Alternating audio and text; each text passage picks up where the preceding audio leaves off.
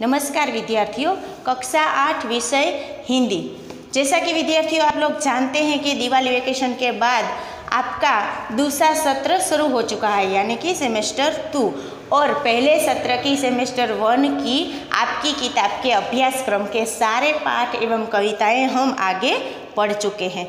और अब सेम 2 की शुरुआत में हमारा प्रथम पाठ है पत्र एवं डायरी। तो विद्यार्थियों, पत्र और डायरी, इसके बारे में हम प्रथम पाठ में पढ़ने वाले हैं। तो पत्र कहाँ पर लिखे जाते हैं, उसकी आवश्यकताएं क्या होती हैं, यह सब हम इस पाठ में पढ़ेंगे। दूर बसे अपने संबंधियों, मित्रों, परिवारजनों तथा कभी कभी विभिन्न अधिकारियों को पत्र लिखने की आवश्यकता हमें रहती है कि जो लोग हमारे पास नहीं है, हमारे रिश्तेदार जो दूर रहते हैं, उनको हम पत्र द्वारा अपने बारे में माहिती पहुंचाना चाहते हैं। पत्रों के द्वारा हम अपनी बात अत्यंत सुगमता से उन तक पहुंचा सकते हैं। यद्यपि आजकल दूरभाष, ईमेल, इंटरनेट, मोबाइल फोन आदि द्वारा भी यह कार्य किया जा सकता है, फिर भी पत्रों का अपना एक अलग महत्व है, वो अभी भी कम नहीं हुआ है। क्योंकि पत्रों का कैसे अलग महत्व है, तो इसमें दर्शाया गया है कि पत्र के द्वारा विस्तार से अपनी बात व्यक्त की जा सकती है। पत्र के द्वारा विचारों को प्रेषित करना अन्य साधनों की अपेक्षा सस्ता भी पड़ता है। जैसे कि हम ईमेल और इंटरनेट, मोबाइल का यूज़ कर रहे हैं, तो वह हमें पत्र के समानता में जरा अधिक उसका मूल्य हमें चुकाना पड़ता है, वह महंगा पड़ता है। जबकि पत्र उसके समानता में थोड़ा सा हमें खर्च में ज़्यादा नहीं करना पड़ता है और सस्ता भी पड़ता है। यहाँ कहा गया है अधिकारियों तक अपनी बात पहुँचाने के। और इसके अलावा पत्र के और क्या महत्व हैं, तो अधिकारियों तक अपनी बात पहुँचाने, शिकायत करने, आवेदन पत्र या प्रार्थना आदि के लिए केवल पत्रों का ही सहारा लिया जा सकता है। यह सब विषय ऐसे हैं कि इसमें ज़्यादा से ज़्यादा पत्रों और लेटरों के द्वारा ही इसको प्रकाशित किया जा सकता है, अन्य साधनों से नहीं। तो यहाँ पर पत्र लेखन कैसे किए जा सकते हैं, कौन कौन के विषय पर हम कैसे किसी को पत्र लिख सकते हैं, इसके बारे में कहा गया है। तो विद्यार्थियों, आपकी किताब के पन्ने प्रथम पर, यानी कि पहले पन्ने पर ही एक पत्र दिया गया है, निमंत्रण पत्र।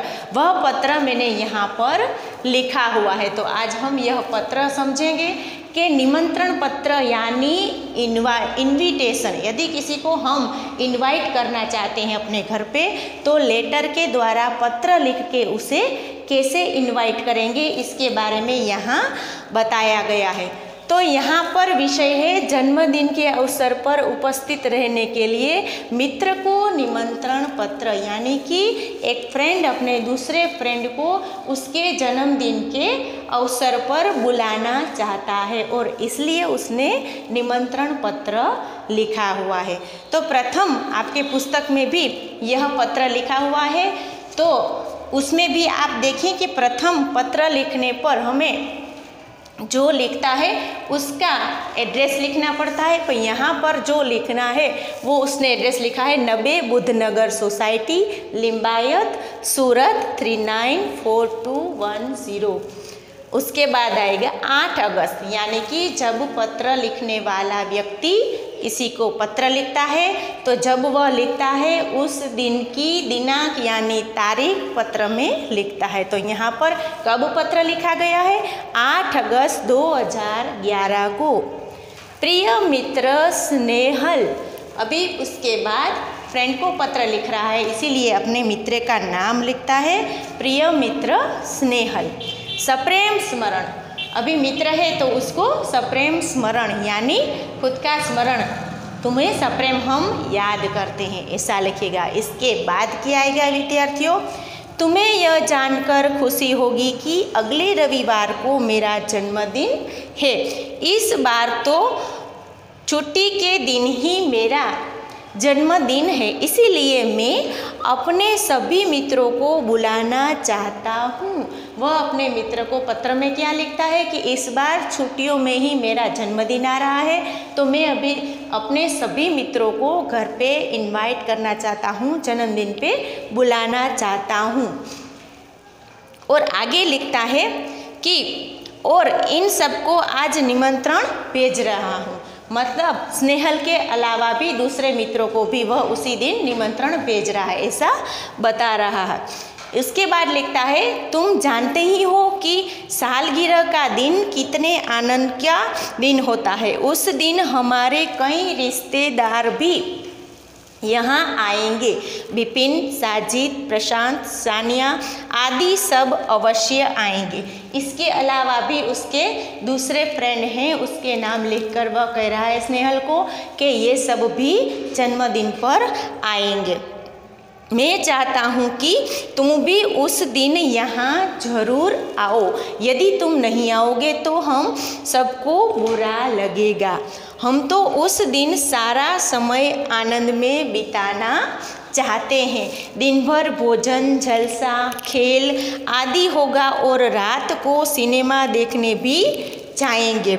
मुझे आशा है कि इस अवसर पर तुम भी जरूर आओगे और मेरे उत्साह और आनंद को बढ़ाओगे। यहाँ तक विद्यार्थियों ये जो मित्र है अपने मित्र को पत्र लिखता है और अपने जन्मदिन पर इनवाइट करता है और कहता है कि हम उस दिन क्या क्या करने वाले हैं। रिश्तेदारों के अलावा उसके दूसरे फ्रेंड भी हैं जिसके नाम लिखे हुए, ये सभी आने वाले हैं। और साथ में क्या कहता है कि यदि तुम नहीं आओगे तो हमें बुरा लगेगा। इसके बाद जब पत्र में विषय लिखा जाता है विद्यार्थियों, तो अंत में क्या लिखना होता है, तो यहाँ पर देखिए अंत में लास्ट 2 लाइनों में वह लिखता है तुम्हारे माता पिता को सादर चरण स्पर्श।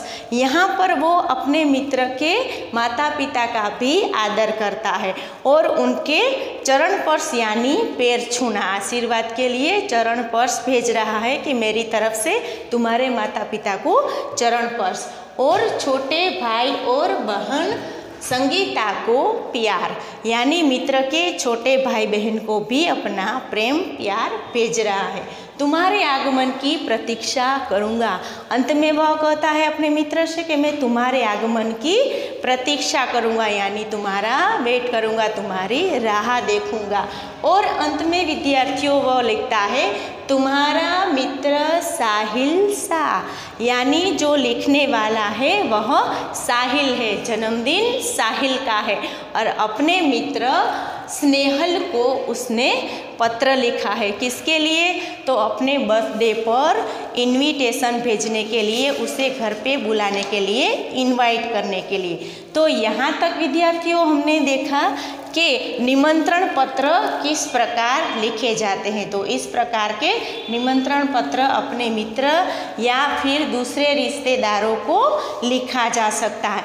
इसके बाद विद्यार्थियों कोई ऐसा खुशी का माहौल हो या फिर कोई किसी को हम बधाई देना चाहते हों, कॉन्ग्रेचुलेसन कहना चाहते हों, तो इसका पत्र कैसे लिखा जाता है वह इसके बाद के वीडियो में हम देखेंगे, जिसको कहा जाता है बधाई पत्र। यदि किसी को हमें बधाई देनी हो तो वह हम कैसे लिखेंगे, यह बधाई पत्र हम इसके आगे के वीडियो में पढ़ेंगे विद्यार्थियों।